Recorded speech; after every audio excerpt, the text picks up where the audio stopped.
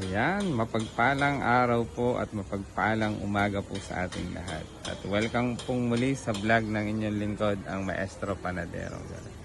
Ayan, monitoring po muna tayo. Ayan, dahil TGIF po ngayon, dadaan ang Sabado at Linggo, ay dagdagan na po natin ng mas marami pang solution ng ating mga fresh na lettuce. So ayan. So dahil naubos na po ang ating tinimplaan at timplang solution, ay magtimpla pong muli tayo ng kape. Nagtimpla ng kape. Yan. So welcome pong muli. Another day, another vlog, another blessings. Ayan. So every day and every gising is a blessing. Thank you Lord for all the blessings. Ayan. Magtimpla po muna ulit tayo ng Snap A and Snap B. Tatagay ulit tayo. Ayan po. Simulan na natin ito. Ayan. Tatagay tayo. Ayan. O, isang puno po dyan. Tagay. Ayan. Tagay lang po tayo. Ayan. So, ito naman po isa. Snap D. Ayan. So, ganyan lang po lagi ang ating ginagawa pag tayo ay magdadagdag ng solution, snap solution sa ating mga hydroponics na lettuce. Ayan. Hanggang sa 10 liters of water po yan. Ayan. So namimix na po niya yung solution. O, samahan niyo pong muli ako sa ayan, sa paggawa, sa pagmamonitor ng aming mga mga gulay. Ayan, yung iba po updates natin dito sa ating mga pipino. Ang ganda na. Eto, may kumakain po sa ilalim ng may insekto sa ilalim ng lupa. Ayan, ang lalaki na. Mamaya po ay i-cultivate po natin. Bungkalin mo na yan, sir, dahil kakadilig lang po natin kanina niyan.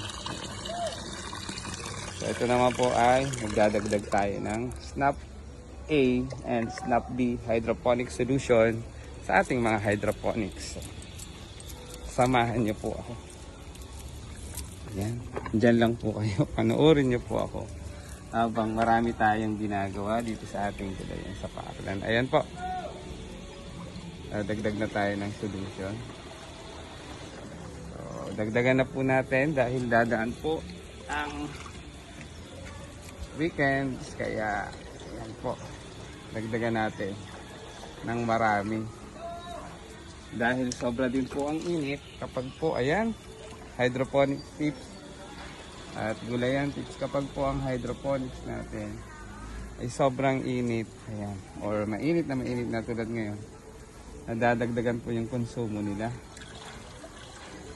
Ayan yung ating mga lettuce. At syempre habang lumalaki sila ay nadadagdagan po talaga yung kanilang mga pangangailangan. O ayan, fresh na po yan. Yan po ay 30 days old na. Ayan. Ayan, mga 35 days old po yan. Pwede na rin po natin i-harvest yan. O ayan. Pero pinaka-maximum po niya ay 45 days. Ayan, no? Sariwang sariwa, fresh na fresh. Okay na po yung dalawang nating, ayan, dalawang growing boxes. Ito naman, pangatlo. So, dagdagan na po natin. Kailangan ay, ayan, madagdagan natin ang solution. Dadaan ng Sabado at Linggo. Dagdagan natin. Dahil weekends naman po, syempre, pahinga naman po ng inyong lingkod sa gulayan, sa paaralan.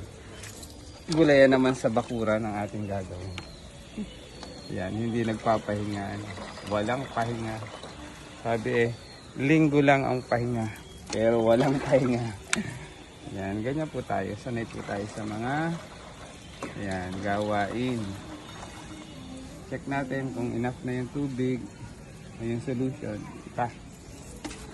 dagdagan na natin dahil malakas na silang kumonsumo ng kanila pagkain. Yan, check natin. silipin natin. Ayan, okay na. Okay na yung ating dinagdag na solution. Ayan. Magtitimpla ulit tayo, maubos na. Kapag po malalaki na ganyan, talagang malakas na silang kumain.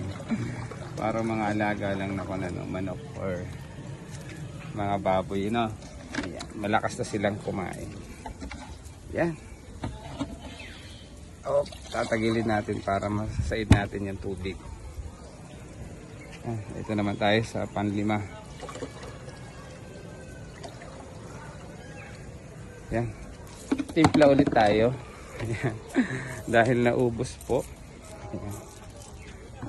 Naubos ang ating, ayan. Ang ating tinimplang kape ay naubos na. Timpla ulit tayo. Ganyan lang po kadali. Napakadali po ang sa hydroponics. Pagmamasdan nyo lang po ang development ng inyong mga halaman sa pag-hydroponics. Tuwing umaga, monitoring. So dagdagan na natin ito dahil paubos na.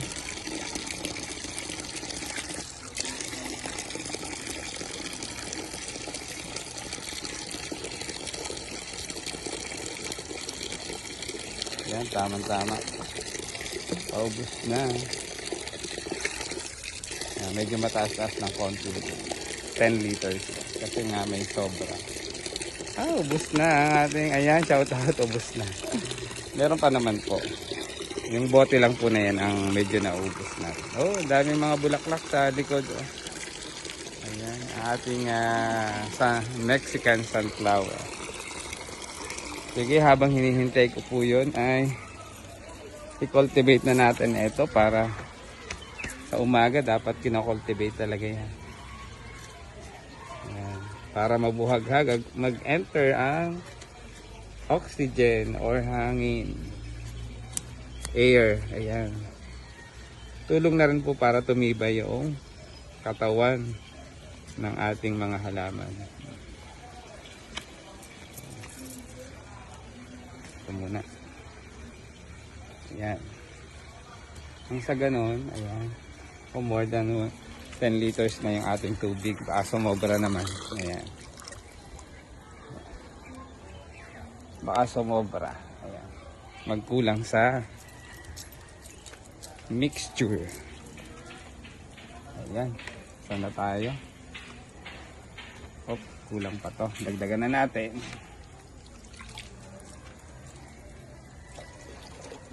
Next week po, pwede na yan. Available na. Magpa-reserve na po kayo. Yan. 2 more weeks po ay available na po yan. Kaya magpa-reserve na po kayo ng aming fresh lettuce. Ayan. So meron na po akong customer na nagpa-reserve po niyan. Ayan. Bali, 3 orders po ang kanyang pinareserve. Ayan, maraming salamat sa pagtangkilik. Ayan, ng ating fresh lettuce at ang ating pick and buy. Ayan. Dito naman tayo. Ayan. So, kailangan po lahat for pantay yung solution dahil, ayan, pag hindi po pantay ang inyong lalagyan ng growing boxes, meron pong may iwan dyan.